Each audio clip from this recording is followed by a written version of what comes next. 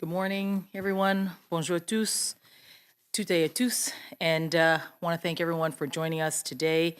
This is an important day for workers, for businesses, and for all Canadians.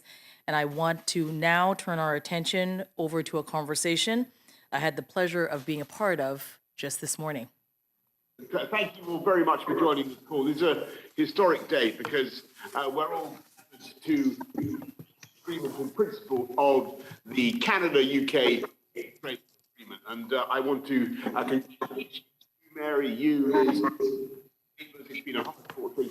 This is just I think, to an FTA that we're going to continue to work on in the course of the next year. But I guess what it means in the short term, British consumers will have greater quantities of maple syrup and dairy products and goodness knows what. More of our electric car and sparkling juice, as I think it's sometimes called, and goodness knows what else. Anyway, thank you very, very much to all of you. I think this is an incredibly important relationship. Justin, thank you for everything that you've done. And by the way, Justin, can I thank you also for your leadership in committing to net zero by 2050. That's incredibly exciting and important for all of us. And we look forward to working with you and with Canada as we go forward to our COP26 summit at the end of next year. Anyway, it's a great and proud. Justin, how's it going for you over there? Listen, Boris, it's just so great to see you. I know you're in isolation, but glad to connect with you at home. This is a good moment. We're all living with COVID-19, but there's lots of other things we need to get going as well. And the trade relationship and the historic relationship between Canada and the UK is just so deep that being able to make sure we're seamlessly transitioning through with this what are we calling it? That's right, the Canada-UK Trade Continuity Agreement, which is perfect to make sure that our businesses and yours continue to work well together. The UK is our 5th largest trading partner in the world, so making sure that we continue to do that. Yeah, it's better than that. It's a story. Well, we will do much better than that. But you're our top trading partner in Europe, so at least no pressure, Liz. There's that we can still get to work on, and of course now we get to continue to work on a bespoke agreement, a comprehensive agreement over the coming years. That'll really maximize our trade opportunities and boost things for everyone. And like you said, so aligned on opportunities for women and gender equality, on fighting for a cleaner environment, on things like digital trade as well. There's so many interesting things we're going to be able to do together. I'm really excited about it, but making sure that your businesses and ours were reassured as this important milestone comes up, that we're going to continue to protect everyone and keep 98% of the exports from Canada into the UK tariff-free and vice versa. These are the things that matter. C'est une belle journée pour l'amitié Canada-Royaume-Uni et on va continuer de travailler ensemble sur ces enjeux. C'est une belle journée. Absolutely. Well, listen, I'd love to hear. I know, Boris, it's one of those situations where you and I get to, reap the attention. But we had Mary and Liz doing all a tremendous amount of work to get to here, along with great teams of negotiators. So I'm happy to flip it over to Mary for a few words. Well, thank you so much. Thank you so much, Prime Minister. Bonjour à tous. And it really is great to be here with Prime Minister Johnson. And great to see you again, Liz. And thank you both for joining us virtually from London for this important news. And it is excellent to have concluded negotiations for the Canada-UK Trade Continuity Agreement, a new chapter in the historic friendship between our countries, and one that will bring stability to our people and our businesses. And this is especially important in a time marked by uncertainty. And following the UK's decision to leave the EU and in turn CETA, we got to work. We knew that having an interim agreement would be crucial to ensure that businesses, exporters, our workers on both sides of the Atlantic have the continuity and that predictability that they need. UK as the Prime Minister said, is our 5th largest trading partner globally. And in 2019, two-way merchandise trade with the UK amounted to $29 billion. So this means opportunities for our businesses and thousands of good jobs for people in both countries. Our new Canada-UK trade continuity agreement is going to preserve the main benefits of CETA, including the elimination of tariffs on 98% of Canadian products exported to the UK. And as we speak, our officials are preparing the legal text for signature, and we look forward to introducing and debating legislation in Parliament as soon as possible. This continuity agreement is good for Canadians. It's good for the people of the UK. It builds on our strong, mutually beneficial relationship, and our work doesn't end here. Liz, you and I spoke on Thursday morning, and we're very enthusiastic about beginning comprehensive free trade negotiations within a year of this TCA's ratification. We'll be working towards a high standard and ambitious agreement with a focus on women, the environment, small businesses, as well as the importance of digital trade. To our businesses and to our workers and all Canadians, these are unprecedented times. But know that amid the challenges we face, we will always have your back. We'll continue to work with our friends and allies like the UK to ensure that trade works for you all. Liz, now I'll turn this over to you. Well, thank you very much, Mary, and it's fantastic to be here today with our two Prime Ministers. The deal that we've negotiated secures certainty for British and Canadian businesses, safeguarding tens of thousands of jobs. It's a win-win for two close allies and friends, and it maintains access to £20 billion worth of trade. It means continued tariff-free access for 98% of our goods, including things like cars, beef, and salmon. And if you look at the car industry, we currently export £750 million worth of cars to Canada, an industry employing 167,000 people. Mary, I'm incredibly excited about getting back to the negotiating table with you next year to do an even more ambitious trade agreement. We're agreed that on areas like digital and data, women's economic empowerment, and the environment, there's so much more that we can do together. Canada is a country that shares our values, a belief in democracy, freedom, and free trade. And I know we're also going to be working together at the G7 to promote free and fair trade across the world. Free trade is an incredible force for good. It's going to help us drive economic growth here in Britain and level up our country. And it's also going to help the world recover after coronavirus.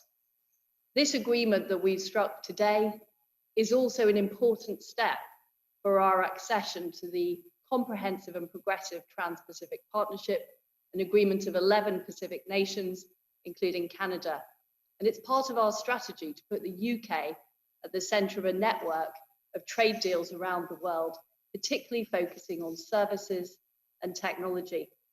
It's vital to the global Britain vision, a country that is optimistic, confident, and outward-looking. Mary and Justin, we have built up a great working relationship over the past few months, and we're very much looking forward to stepping it up in 2021. Thank you. Thank you, Liz. Thank you, Mary, for all your hard work and your leadership. Boris, you know, the alignment, as always, between Canada and the UK on so many issues, from security to the environment to trade, as we're showing here today, is going to continue to be incredibly important in a lot of different ways. But of course, you and I are both headed to a virtual G20 in a couple of hours that will really dig into these issues as well. And this continued sign of our collaboration, cooperation, and deep friendship and partnership is really important, not just for people in our two countries, but people around the world as well. Thank you. Listen, Justin, I just want to say that I agree very much with what you've said and what Mary and Liz have just said. Free trade is an important part of the way we're going to bounce back from COVID. But I also think that Canada and the UK share a perspective about building back greener and using this as a moment in which to tackle climate change, but also to create hundreds of thousands of jobs in green technologies. And I just want to remind you, I think I told you before, when many years ago, or 12 years ago, I became mayor of London, and I had to put these hire bikes on our streets, hire cycles, and we needed to find the best, most cost-effective, they had to be a very chunky bike, but because we wanted to persuade people who weren't very confident cyclists to get on them and use them, and they've been a fantastic success on the streets of our capital. And you should know, and you may not know this, but you should know. We scoured the earth. We scoured the whole of the UK, Liz, for the best bikes we could find. Alas, by far the best ones were made in Canada. I think they were called Bixie, and they're still going. So it's green technology transfer across the Atlantic both ways that I think will help us to bounce back stronger than ever. Listen, it's great. I'm delighted by what Liz and Mary said. This is just the beginning. This is we hope very much that we will be doing deals with you in the years to come that will enable us to be net contributors, or we'll have the balance of trade in favor of us in clean green bicycles, which we also make in the UK. Well, you should know. Thank you all very, very much for what you've done. It's a great moment. And Justin, I'll see you in a minute in the G. I look forward to it. Thank you, everyone. This is a good day for our peoples, good day for symbols around trade in the world, but practically really good days for our businesses. Merci beaucoup, mes amis. Thank you so much. Bye-bye. Thank you.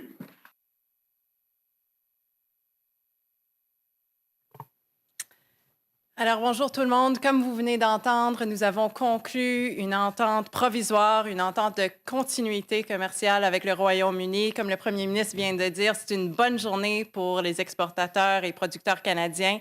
Avant de prendre vos questions, je passerai la parole à la ministre Ng. Merci beaucoup, Rachel. And as you've all heard, we have successfully concluded negotiations with the United Kingdom on a new trade continuity agreement. It's a great day for all of our businesses and for all Canadians, and I and Rachel are happy to take questions. We will now take questions from journalists. We have about 20 minutes with the minister. One question, one follow-up. We will start with 3 questions from the phone. Over to you, operator. Merci. Thank you. Merci. We will now take questions from the telephone line. Nous allons maintenant passer à la période de questions. If you have a question and you are using a speakerphone, please lift the handset before making your selection. Si vous utilisez un téléphone main libre, s'il vous plaît, soulevez le combiné avant d'effectuer votre question. If you have a question, please press star 1. Si vous avez une question, appuyez sur les touches étoile 1. If at any time you wish to cancel the question, please press the pound sign. Vous pouvez à tout moment annuler votre question en appuyant sur le dièse. Please press star 1 at this time if you have a question. S'il vous plaît, appuyez sur l'étoile 1 maintenant. There will be a brief pause while the participant register. Il y aura un court délai vous permettant de vous enregistrer dans la file d'attente. Thank you for your patience. Merci de patienter.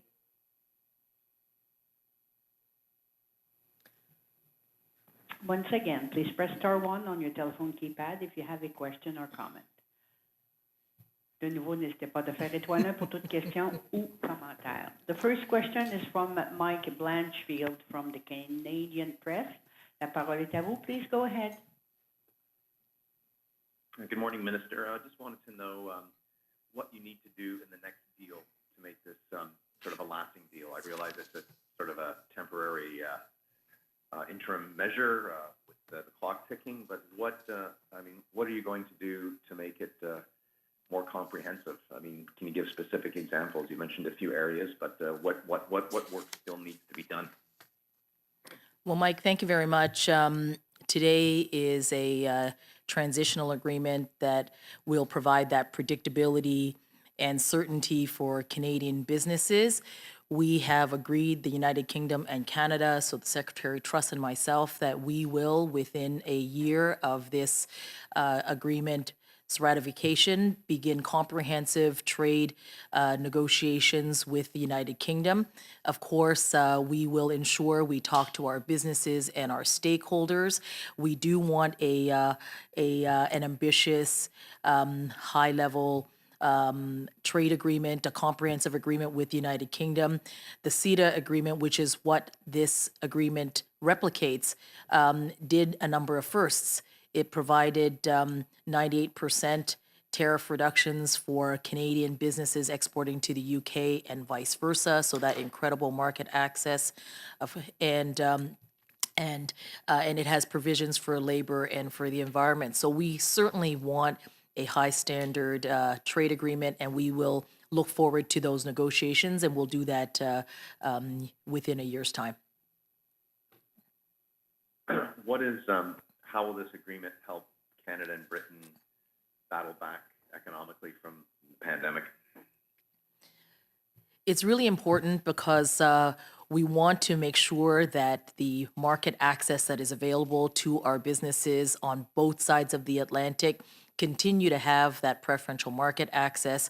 And we want to ensure that our businesses continue to get on that road to economic recovery. Here in Canada, we, of course, have many emergency supports to help businesses get through this period bridging onto the other side of COVID-19.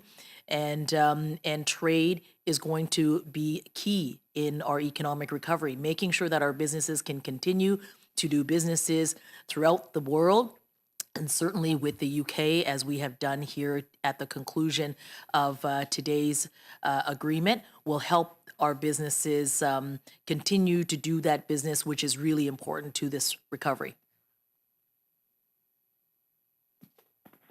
Merci. Thank you. The next question is from Janice McGregor from CTV News. La parole est à vous. Please go ahead. Good morning, Minister. It's actually CBC. We weren't given a technical briefing to understand what's actually in this deal, so I'm afraid I have to ask this of you here now. We know that your negotiators did have to change a number of things from the CETA in order to make it fit a UK-only trade scenario come January. Can you at least give us 3 or 4 specific negotiating outcomes from the talks they've been having over the last couple of months so that we can understand what is changing as of January 1st? Thank you so much, Janice. And of course, you're absolutely right. We needed to make sure that while this agreement replicates the terms in CETA, of course, at the end of the day, it is also a bilateral agreement between the UK and Canada. And we needed to make sure that it works. And so it wasn't simply a matter of copy and paste, absolutely. But largely, this agreement absolutely does replicate the terms in CETA. We have, it continues to be the ambitious deal. It includes the elimination of tariffs on 98% of Canadian products exported to the UK. It will continue to have strong provisions on labor, the environment, on regulatory cooperation, dispute settlement, and so forth. It also protects Canada's supplied managed products. So I want to be very clear that there is no new market access for cheese here in this transition agreement. Our legal people, our officials right now are doing the review of the document so that we can, so that can be finalized, and we will endeavor to share those as quickly as possible, just as soon as that work is done. And of course, also with our parliamentary colleagues, as well as we need to take it through that next stage, which is through our parliamentary process. But really looking forward to making this available to my colleagues and to members of the media. Follow-up? Can I ask you about that parliamentary process then? Because yesterday at the Trade Committee, the opposition was flagging that they just do not have time to pass an implementation bill in order to have all these changes in effect for January 1st. And there was a process agreed by your government last winter as they were rushing through the new NAFTA legislation, that they wouldn't rush things through like that. They would give Parliament more oversight for future trade deals. So how do you propose actually to get all this done? It's late November now. There's only a couple of weeks left on the parliamentary calendar. And you've got an opposition that doesn't seem terribly willing to just wave this through. Janice, that's a really important question, and I guess the focus here is that we do have a transitional agreement that is really good for Canadians and for Canadian businesses. We've always said that we wanted to make sure that there was continuity and predictability and that stability. And I just want to remind everyone that that when the UK decided that they were going to leave the EU and thereby CETA, we agreed to work together. In fact, in 2017. Prime Ministers Trudeau and then Prime Minister May publicly announced a desire for a seamless transition. And in 2018, we published in the Gazette and sought stakeholder feedback and input, and that was very welcome. And that work has continued, and the Canada-UK trade dialogue, of course, was paused temporarily when they issued a tariff schedule that was going to apply 95% of tariff rates to all WTO members. But suffice to say, earlier this year, Secretary Truss and I reopened the trade talks, and we committed our officials and our negotiators, which I have to thank immensely for their tireless hard work. We committed our officials to this work, and today we have an agreement that has been reached, and we're looking forward to work very hard with our colleagues on all sides of the House to ensure that we can get some predictability and stability for our businesses who are exporting into the United Kingdom.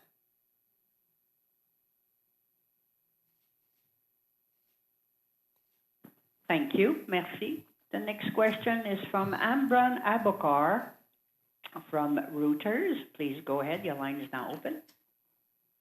Thank you. Good morning. I wanted to ask how long you expect the trade talks to take and when you anticipate a new one. Like, how long will the transitional agreement stay in place? Thank you very much for that question. The transition agreement is really important to help our businesses with that stability and that continuity that they're looking for. Secretary Truss and I are very committed to beginning comprehensive trade discussions on a comprehensive FTA between Canada and the UK.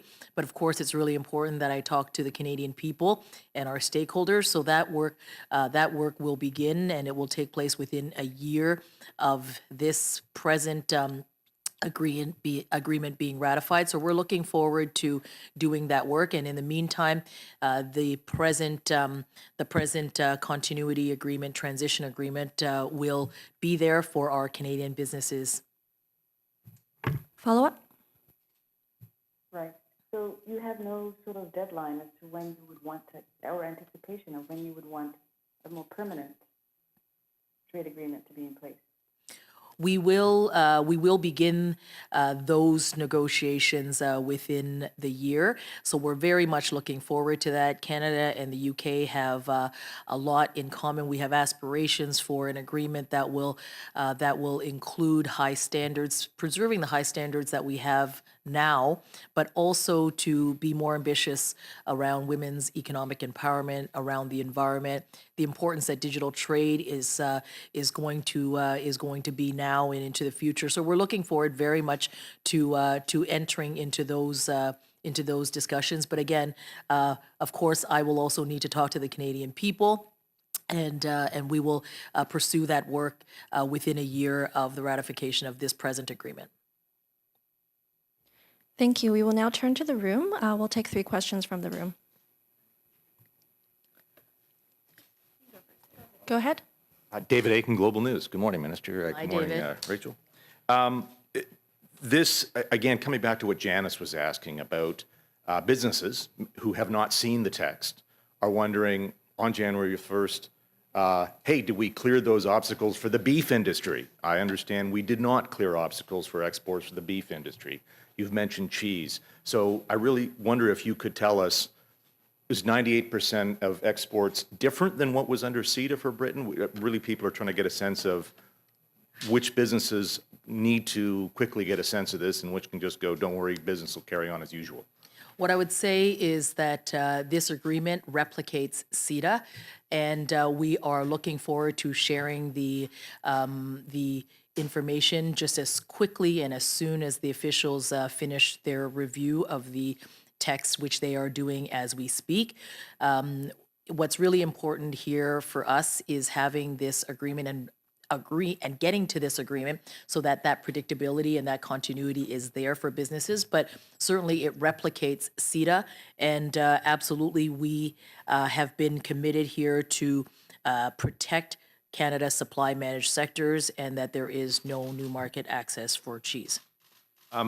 Then looking ahead, I'm wondering if you can give us a sense of some of the goals of the new, ambitious new one. You've mentioned a couple: digital rights, women's empower, green.